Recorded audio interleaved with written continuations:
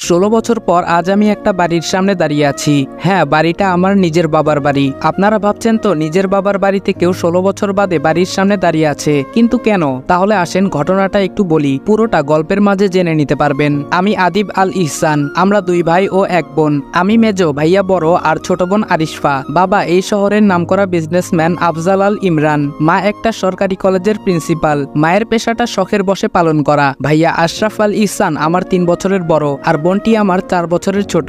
ভাইয়া ছোট থেকেই আমাকে খুব একটা সহ্য করতে পারে না। যেহেতু বাবা মা দুজনেই ব্যস্ত মানুষ, তাই আমরা তাদের সংস্পর্শ খুব কমই পেতাম। বাসায় সার্ভেন্টরা আমাদের দেখাশোনা করত। এর মধ্যে আমাদের খেলাধুলা বেড়ে ওঠা হতে থাকে, আর ভাইয়া নানাভাবে আমায় অবহেলা করে, যেগুলো আমার ছোট্ট মনে অনেক খারাপ লাগতো। কিন্তু কিছু বলতাম না, সব চুপচাপ সহ্য করতাম। আমার এই চুপ করে সহ্য করাটা ভাইয়া আমার দুর্বলতা ভেবে নেয়, আর বাবা মায়ের কাছ থেকে আমায় নানাভাবে বকা খাওয়াতে শুরু করে। একদিন খেলার মাঝে ছোট বোন আরু ভাইয়ার কারণে ব্যথা পায়, কিন্তু ভাইয়া বাবা মা আসার পর দোষটা আমার ঘাড়ে চাপায়। যেহেতু আরুর আঘাতটা বেশি ছিল, তাই বাবা মা আমার উপর অনেক রেগে যায়। আমার কোনো কথাই না শুনে বাবা আমাকে অনেক মারে, আর মা উনি সামনে থেকে সবটা দৃশ্য দেখতে থাকে। মারা শেষ হলে উনারা আবার আরুকে নিয়ে ব্যস্ত হয়ে যায়, আর ভাইয়া সে আমার দিকে তাকিয়ে মুচকি হেসে চলে যায়। সেদিন আমার খুব রাগ হয়, রাগ করে বাসা থেকে বেরিয়ে যাই। আর আজকে আবার 16 বছর পর বাড়ির সদর দরজার সামনে দাঁড়িয়ে আছি, তবে বাড়ির ছেলে হিসেবে নয়। 2 মাসের জন্য এই বাড়ির একটা ঘর ভাড়া নিয়েছি। যদিও ভাড়া দিতে চাইনি, অনেক রিকোয়েস্ট করে ভাড়া নিয়েছি, কারণ আমার ছোট বোনটার বিয়ে ঠিক হয়েছে, আর আমি থাকবো না তা কি করে হয়। তবে এইখানে ভাড়া নেওয়ার জন্য আরেকটা কারণও রয়েছে, সেটাই রহস্য। আমি কলিং বেল চাপতেই একজন ভদ্রমহিলা দরজা খুলে দিলেন। আমার বুঝতে বাকি রইল না ইনি আমার মা। খুব ইচ্ছে করছে মাকে জড়িয়ে ধরি, কিন্তু না, আমার ভিতরে অনেক অভিমান জমে আছে। এত সহজে তা ভুলে যাই কি করে? আমার কাজের জন্য চাইলে অন্য বাড়ি ভাড়া নিতে পারতাম, কিন্তু ছোট বোনটার জন্য বারবার মন বলছে এই বাড়িতেই থাকবো। মা বলল, কে তুমি বাবা, কাকে চাও? আমি বললাম, আমি রাজ। আসলে আন্টি, মিজান সাহেব আমার জন্য এই বাড়িতে 2 মাসের জন্য একটা ঘর চেয়েছেন। মা বলল, ও আচ্ছা, ভেতরে এসো। ভেতর থেকে একটা মেয়ে বলল, খালামণি এই ছেলেটাকে।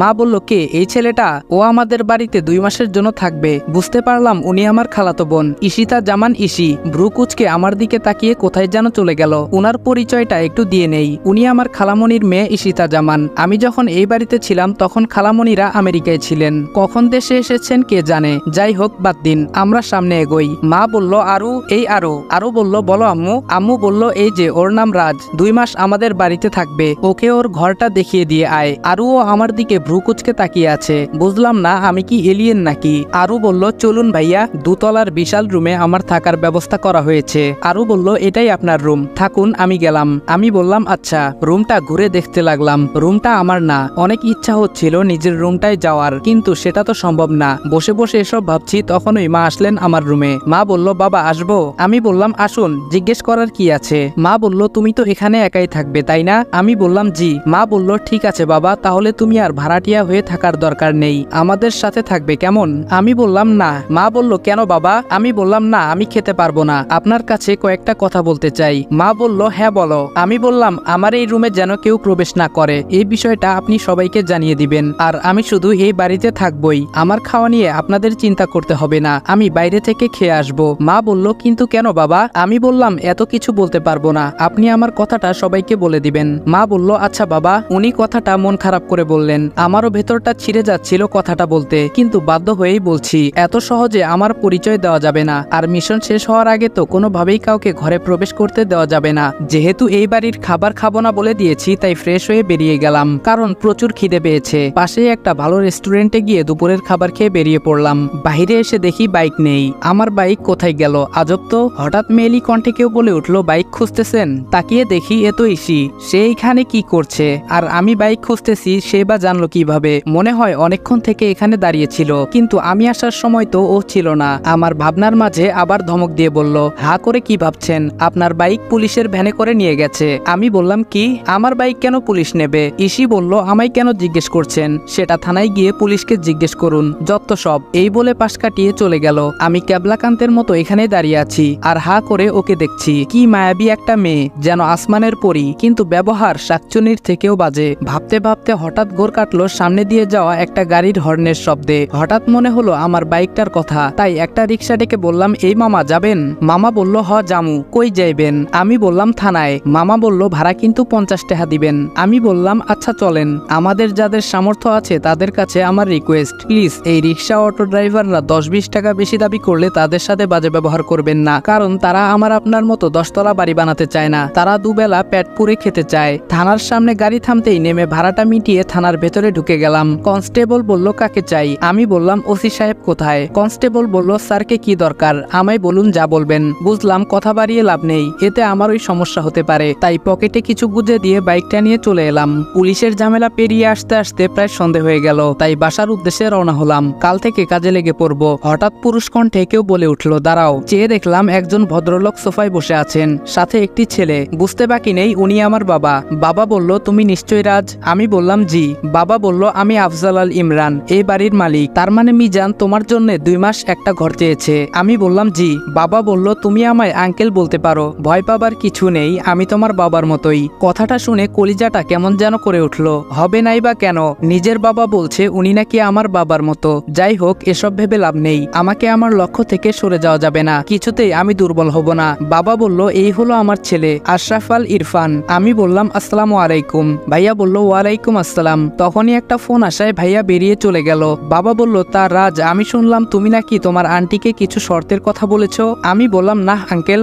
বাবা বলল মানে? আমি বললাম আসলে আঙ্কেল ওইগুলো আমার শর্ত নয়, অনুরোধ। বাবা বলল কিন্তু কেন? আমি বললাম এখন আমি কিছু বলতে পারবো না, যদি আপনাদের কোনো সমস্যা হয় তাহলে বলে দিতে পারেন।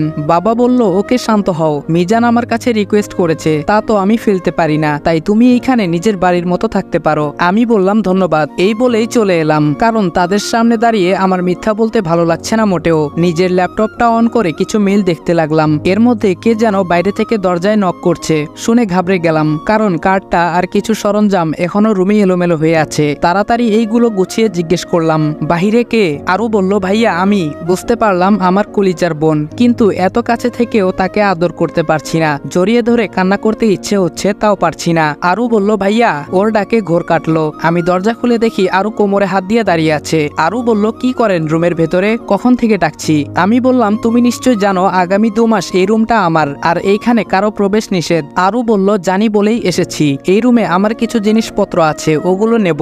আমি বললাম ওকে নিয়ে যাও। আরু ওর নিজের জিনিসপত্রগুলো নিয়ে চলে গেল। আমি কিছুক্ষণ বোনটাকে দেখলাম মন ভরে। তারপর রাতে খাবারের জন্য রেস্টুরেন্টে চলে গেলাম, যদিও mister and Mrs Al request করেছেন তাদের সাথে খাওয়ার জন্য, কিন্তু আমি খাইনি, একটা ইগো কাজ করছে। পরের দিন সকালে আমি কিছু কাগজপত্র গুছিয়ে নিয়ে রওনা দিলাম ইন্টারভিউ দিতে। একটা কোম্পানির পোস্টে টিকে যাই। আমার মতো ছেলেকে দেখলে কোন কোম্পানি চাকরি দেবে না? যেমন দেখতে তেমন সব কাগজপত্র, একদম খাপে খাপ, এ যেন পূর্ব পরিকল্পনা। হ্যাঁ তাই তো, তবে এটা শুধু আপনারা জানেন, অন্য কাউকে বলবেন না। কিন্তু আমি এই অফিসে কাজ করতে লাগলাম এবং খুব অল্প দিনেই বসের খুব প্রিয় হয়ে উঠলাম। কিন্তু এই অফিসের আসল বসটাকে তা আজও জানতে পারিনি, কারণ আমি যাকে বস বলছি উনি আসলে ম্যানেজার। বস নাকি অফিসে আসেন না, আড়ালে থেকে কাজ করান। কিন্তু আমার তো বসকেই দরকার, আমার টার্গেট তো উনি। দেখতে দেখতে 1 মাস পেরিয়ে গেল। আমি আমার মিশন অনুযায়ী কাজ করতে লাগলাম। মিশনটা অনেক জটিল, যেটার ফুল ডিটেলস গল্পে দিতে গেলে গল্পই এলোপাথারি হয়ে যাবে। এই 1 মাসে আমি অনেক তথ্য ইনফরমেশন বের করেছি,